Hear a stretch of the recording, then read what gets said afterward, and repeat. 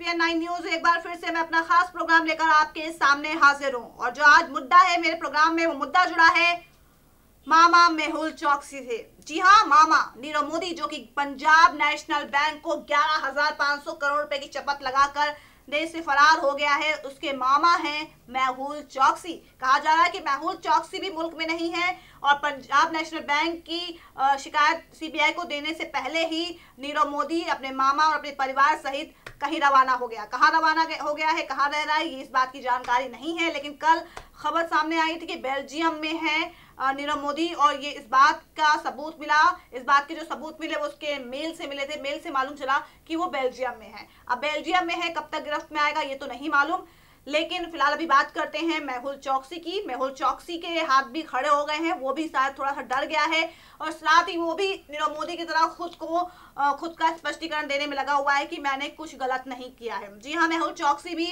नीरव मोदी के व्यवसाय में साझेदार है, लेकिन हालांकि नीरव मोदी ने कहा है कि मेरे मामा का मेरे बिजनेस में कोई भी पार्टनरशिप नहीं है, वो अपना अलग काम करते हैं, मैं अपना अलग काम करता हूँ। तो ऐसे में कहा जा रहा है कि मेहुल चौकसी के साथ मिलकर ही नीरव मोदी ने पंजाब नेशनल बैंक को इतने करोड़ों रुपए की शपथ लगाई है। हालांकि दोनों ही अपना अपना पक्ष जो है अलग अलग कह रहे हैं, दोनों ही अपने आप को पाक साफ बता रहे हैं। मेहुल चौकसी हालांकि जब से उसका नाम सामने आया है इस PNB स्कैम में वो थोड़ा कम ही खबरों में था, हालांकि उसको लेकर लगातार सिलसिलेवार तरीके से खुलासे तो हो रहे थे लेकिन खबरों में कम था। लेकिन अब वो भी अपने भांजे नीरव मोदी की तरह ही खबरों में आ गया है। जैसा कि नीरव मोदी ने पत्र लिखकर कहा कि मैं वापस नहीं आ सकता और मैं पैसे वापस नहीं कर सकता हूँ। तो जैसा कि उसने बीते दिनों खत भी लिखा था, खत में साफ साफ उसने बोला कि मामले को सार्वजनिक किया गया है और सार्वजनिक करने के बाद सारे विकल्प बंद कर दिए हैं कि कर्ज चुका सकूं। तो वहीं ED ने समन जारी करके उसको पेश होने के लिए बोला था, तो उसने कहा मैं अभी बहुत बिजी हूं, मेरे पास वक्त नहीं है कि मैं हिंदुस्तान आ सकूं। उसके बाद और नीरव मोदी की चालाकी तो देखिए कि उसने ED से ये भी नहीं कहा कि मुझे अगली तारीख दे दीजिए ताकि मैं आ सकूं, यानी कि उसका मन ही नहीं है हिंदुस्तान आने का। उसको पता है कि अगर वो हिंदुस्तान वापस आ गया तो यहाँ से दोबारा नहीं जा पाएगा। वो अच्छी तरह से सारी चीज़ों को समझ रहा है, इसलिए साम दंड भेद की वो राजनीति कर रहा है और राजनीति में वो भी कम पीछे नहीं है। और राजनीति की बात कर रही हूँ तो मामले ने भी सियासी तूल पकड़ा हुआ है। कांग्रेस भाजपा लगातार एक दूसरे पे पलटवार कर रही है। भाजपा की बात करो तो खुद के दामन को पाक साफ बता रही है, तो वही कांग्रेस कह रही है कि अगर अगर PM मोदी दम भरते हैं भ्रष्टाचार को खत्म करने के लिए, कहते हैं कि ना खाऊंगा ना खाने दूंगा, तो फिर इस मामले पर इतने शांत क्यों हैं और साथ ही उनकी चुप्पी पर सवाल उठाए। हालांकि PM मोदी ने इस पर अब अपनी चुप्पी तोड़ी है। फिलहाल अभी बात करते हैं मेहुल चौकसी को लेकर। मेहुल चौकसी से जुड़ी एक खबर सामने आई है, वो खबर मैं आपको दिखाना चाहूंगी। मैं अपने कैमरा पर्सन से कहूंगी थोड़ा फोकस करें खबर पे। खबर आप देख सकते हैं यहाँ पर, चौकसी का स्टाफ को पत्र, बेगुनाही साबित करने में समय लगेगा, मैंने कुछ गलत नहीं किया। ये आप देख सकते हैं यहाँ पर, पंजाब नेशनल बैंक महाघोटाले का आरोपी और हीरा कारोबारी मेहुल चौकसी ने अपने कर्मचारियों को पत्र लिखा है और 23 फरवरी को यह खत लिखा गया है। उस खत में चौकसी ने कहा है कि मुझ पर झूठे आरोप लगाकर डर और अन्याय का माहौल बनाया गया है। साथ ही उसने अपने कर्मचारियों के बकाया राशि को चुकाने में असमर्थता जताई है। उसका कहने का मतलब ये है कि जो गबन हो गया है, जो उसके जो साख, उसके धंधे को चौपट, जो छवि को नुकसान पहुंचा है। जैसा कि नीरव मोदी ने खुद कहा था कि अपने पत्र में कि इस मामले को सार्वजनिक करने के बाद उसका धंधा और कारोबार चौपट हो गया है और ऐसे में वो स्थिति में नहीं है कि पैसे वापस लौटा सके। कुछ वैसा ही हाल बयां कर रहे हैं मेहुल चौकसी।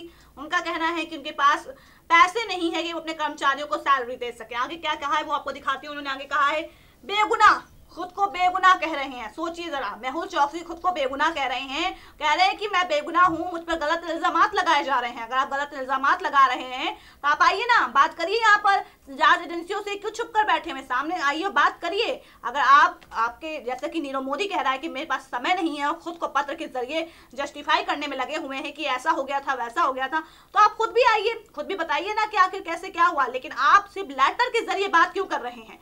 आप कर्मचारियों से बात क्यों कर रहे हैं? आप सरकार से बात करिए, आप जांच एजेंसियों से बात करिए जिनके हाथों में ही केस है, जिनके हाथों से आपके खिलाफ कार्रवाई हो सकती है। क्योंकि कर्मचारी से बात करके आपको कुछ नहीं मिलने वाला। आप चाहे बेगुनाही साबित कर लें, चाहे कुछ भी कर लें, लेकिन जहां आग होती है धुआं भी वहीं उठता है। ये आपको बात समझनी चाहिए मेहुल चौकसी। और इतने करोड़ों का घोटाला करके आप अगर अपने आपको बेगुनाह कह रहे हैं तो शायद उसको साबित करने के लिए आपको सामने भी आना चाहिए। यहाँ हम देख सकते हैं उन्होंने कहा है कि बेगुनाही साबित करने में समय लगेगा, चौकसी ने अपने कर्मचारियों को लिखे पत्र में कहा है कि उनके खिलाफ भय और अन्याय का माहौल बनाया गया है। साथ ही दावा किया गया है कि उसके खिलाफ लगाए गए सभी आरोप झूठे हैं और जांच और सरकारी एजेंसियों ने काम को रोकने के लिए नरक जैसा माहौल पैदा कर दिया है। ये कहा है उसने अपने लेटर में अपने कर्मचारियों से, और ऐसे में मुझे अपनी बेगुनाही साबित करने में समय लगेगा।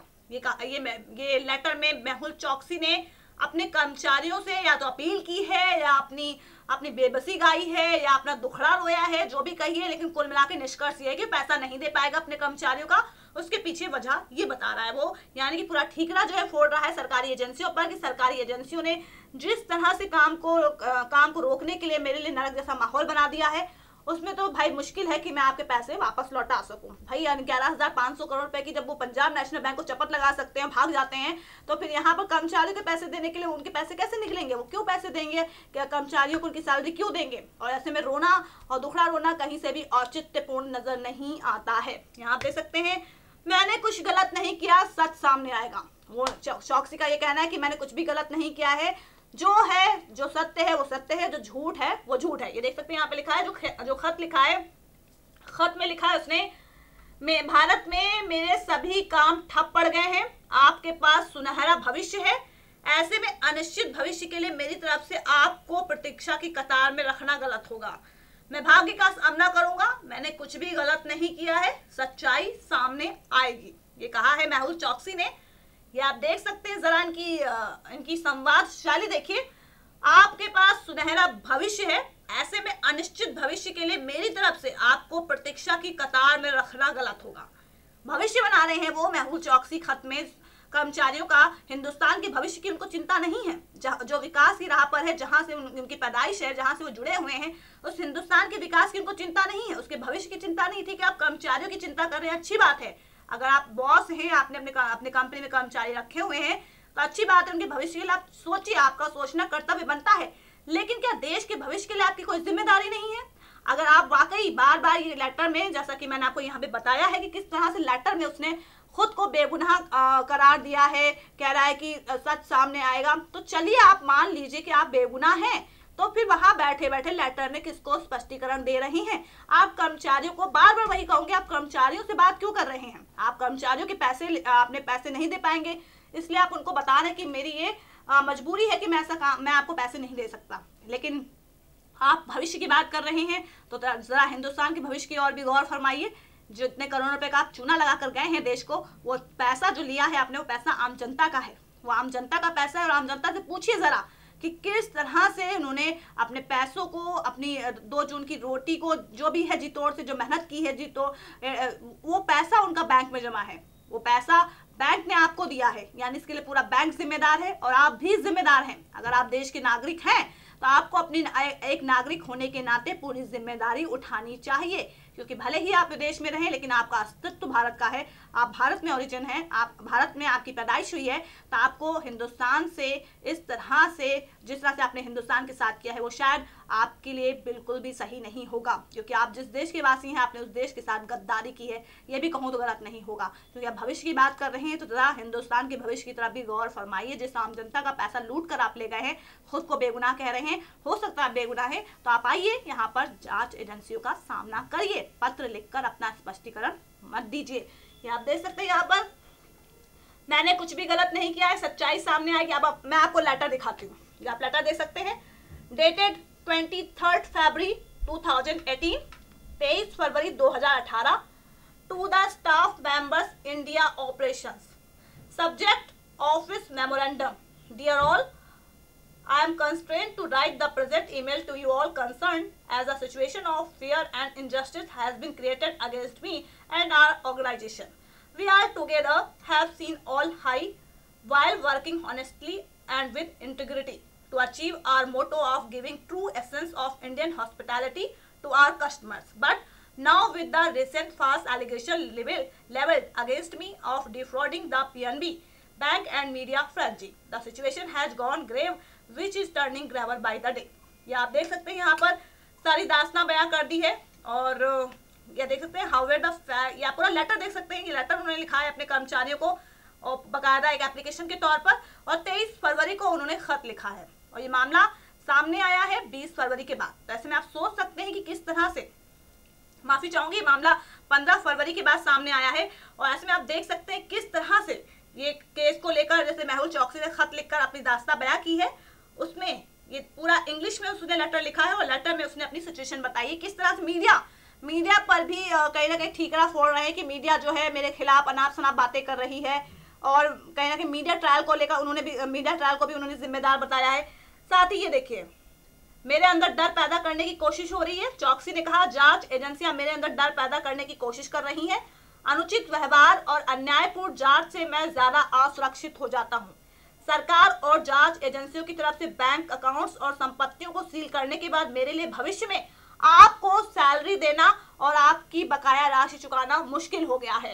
ये कर्मचारियों का वेतन देना मुश्किल, ऐसे में वेतन का भुगतान, बिजली बिल का भुगतान, कार्यालयों के रख रखाव का भुगतान, इसकी कोई निश्चितता नहीं है। हालांकि उन्होंने आगे लिखा है कि बकाया राशि मिलने तक कर्मचारी कंपनी की तरफ से दिए गए लैपटॉप और मोबाइल फोन अपने पास रख सकते हैं, ये कहा है। ये देखिए, पूरे 12 उन्होंने जो नंबर्स हैं, 12 नंबर्स में अपनी मजबूरी, अपनी बेबसी जो भी है उसको उन्होंने बयां किया है। और साथ ही उन्होंने लिखा है, ये देखिए, further the laptops, mobile phones if any issued from the office may be retained by your till clearance of your post dues if any. ये आप देख सकते हैं यहाँ पर, further the HR is being instructed to issue relieving letters and experience certificates should you desire to have it. ये आगे, our future association may till the clearance of the allegation of all allegation against me be referred and I would be happy to be reassociated with you all in happy times. Regards, Mehul चौकसी। ये आप देख सकते हैं, यहाँ पे नाम लिखा हुआ है और फिर उसने यहाँ पर बताया है। अब ये देखिए, एचआर को रिलीविंग लेटर जारी करने के आदेश। चौकसी के पत्र के मुताबिक एचआर यानी कि ह्यूमन रिसोर्स डिपार्टमेंट को अनुभव और रिलीविंग लेटर जारी करने के ऑर्डर दिए गए हैं। चौकसी ने कहा कि मैं सभी कर्मचारियों की बकाया राशि चुकाने के लिए प्रतिबद्ध हूं। सभी आरोपों से मुक्त होने तक हमारे भावी एसोसिएशन को स्थगित किया गया है। अब ऐसे में आप सोच सकते हैं कि जो खत लिखकर उसने अपनी पूरी दास्तां बनाई है, मैंने आपको एक एक पॉइंट बताया है कि उसने पॉइंट में क्या लिखा है। 12 पॉइंट में उसने सारी बातों का जिक्र किया है, कर्मचारियों को कहीं ना कहीं अपनी दास्तां सुनाई है कि हमने जो आपके लिए किया है, हम आपके लिए प्रतिबद्ध हैं, आपका भविष्य और सुधारने के लिए, लेकिन अभी मेरे पास मजबूरी है, मेरा धंधा चौपट हो गया, मेरा कारोबार चौपट हो गया है, तो अभी फिलहाल मैं आपकी सैलरी नहीं दे सकता हूं। लेकिन आपको जो लैपटॉप, आपको जो फोन प्रोवाइड किए गए हैं कंपनी की तरफ से, आप उसको रख सकते हैं। बाकी अगर मैं इस केस से रिहा हो जाता हूँ, बरी हो जाता हूँ या इस केस से छूट जाता हूँ, तो मैं आपके लिए और अच्छे से अच्छा करने की कोशिश करूंगा, हर मुमकिन कोशिश करूंगा। ये फिलहाल आज का बहुत बड़ा मुद्दा था कि मेहुल चौकसी का खत, नीरव मोदी ने खत लिखा था, अब उसी के नक्शे कदम पर मामा मेहुल चौकसी भी चल पड़े और उन्हें खत लिखकर अपनी दास्तां बता दी कि मेरी ये मजबूरी है, मैं नहीं कर सकता। लेकिन उन्होंने कहीं भी इस लेटर में इस बात का जिक्र नहीं किया कि आखिर उन्होंने पीएनबी वित्त घोटाला कैसे अंजाम दिया। वो कह रहे कि मैं बेगुनाह हूं, लेकिन अगर बेगुनाह है तो बेगुनाही का कोई सबूत तो दें। चलिए, आपकी बात मान भी लेते हैं कि आप बेगुनाह हैं, तो आप बेगुनाही का सबूत दीजिए और आप यहाँ से छूट जाइए। कौन कह रहा है कि आप यहाँ पे रहिए, लेकिन आप आइए हिंदुस्तान, आपका मोस्ट वेलकम है हिंदुस्तान में, आइए जरा और यहाँ पर जरा जांच एजेंसियों का सामना करिए। क्योंकि हो सकता है यहाँ पर अगर आप जिस तरह से कर्मचारियों से कह रहे हैं कि मैं बेगुनाह हूँ, वही बेगुनाही आप वहाँ पर साबित करिए जांच एजेंसियों के सामने, क्योंकि छूट आपको वहीं से मिलेगी, आपको कर्मचारियों से छूट नहीं मिलेगी। तो फिलहाल दर्शकों, आज के खास प्रोग्राम में बस इतना ही। कल फिर से एक अहम मुद्दा लेकर मैं आपके सामने आऊंगी, लेकिन तब तक के लिए नमस्कार।